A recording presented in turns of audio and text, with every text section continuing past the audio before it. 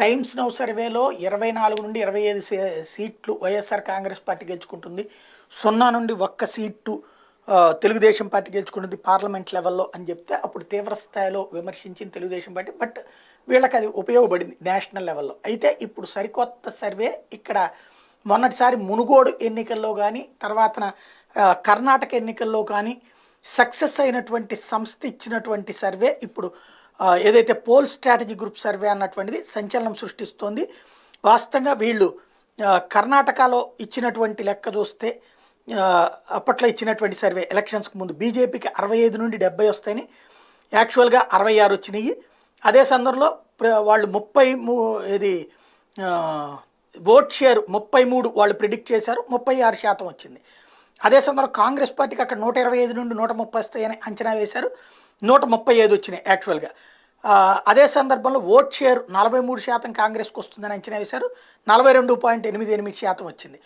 మరొక వైపున అక్కడ జేడీఎస్కి 20 నుండి 25 సీట్లు వస్తాయని అంచనా వేశారు, 19 దగ్గర ఆగిపోయింది. ఇందులో 16% ఓట్లు వస్తాయని జేడీఎస్కి అంచనా వేశారు, 13.29% వచ్చినాయి. ఇది వీళ్ళది అక్కడ. అలాగే మునుగోడు పోల్కి సంబంధించి వీళ్ళు ఇచ్చినటువంటి సర్వే టీఆర్ఎస్ అలియాస్ బీఆర్ఎస్కి 41 నుంచి 43% ఓట్లు వస్తాయని అంచనా వేశారు, 42.9 వచ్చినాయి. అలాగే అక్కడ భారతీయ జనతా పార్టీకి 34 నుంచి 36% ఓట్లు వస్తాయని అంచనా వేశారు, 38.41 వచ్చినాయి. అలాగే కాంగ్రెస్ పార్టీకి 13 నుంచి 15% వస్తాయని అంచనా వేశారు. బీజేపీకి 34 నుంచి 36 అని అంచనా వేస్తే 38 వచ్చింది, 38.41. బీఆర్ఎస్కి 41 నుంచి 43 అంచనా వేస్తే 42.9 వచ్చింది. కాంగ్రెస్ పార్టీకి 13 నుంచి 15% అంచనా వేస్తే 10.6 వచ్చింది. ఇతరులకు 6% అంచనా వేస్తే 6.26% వచ్చింది. అది మునుగోడులో కూడా సక్సెస్ అయ్యారు. వీళ్ళు ఇప్పుడు ఆంధ్రప్రదేశ్కి సంబంధించి చేసినటువంటి సర్వేలో వైఎస్ఆర్ కాంగ్రెస్ పార్టీకి ఇప్పటికీ ఆంధ్రప్రదేశ్కి లాస్ట్ ట్రిప్ కంటే కూడా ఎక్కువ ఓట్లు వస్తాయి అన్నటువంటి అంచనా వేశారు. వీళ్ళది ఓవరాల్గా చూసుకుంటే వైసీపీకి 56% ప్రజల మద్దతు ఉందని, తెలుగుదేశం పార్టీకి 37% మద్దతు ఉందని, అదే సందర్భంలో జనసేనకి 7% మద్దతు ఉందన్నటువంటిది ప్రకటించారు.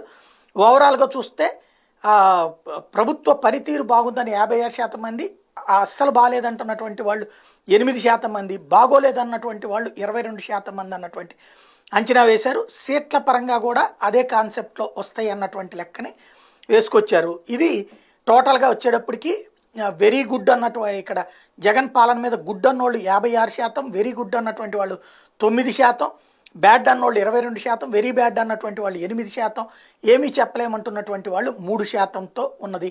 ఓవరాల్గా అయితే వైఎస్ఆర్ కాంగ్రెస్ పార్టీకి అధికారం ఖాయం అన్నటువంటి సర్వే ఈ సంస్థ ఇచ్చింది.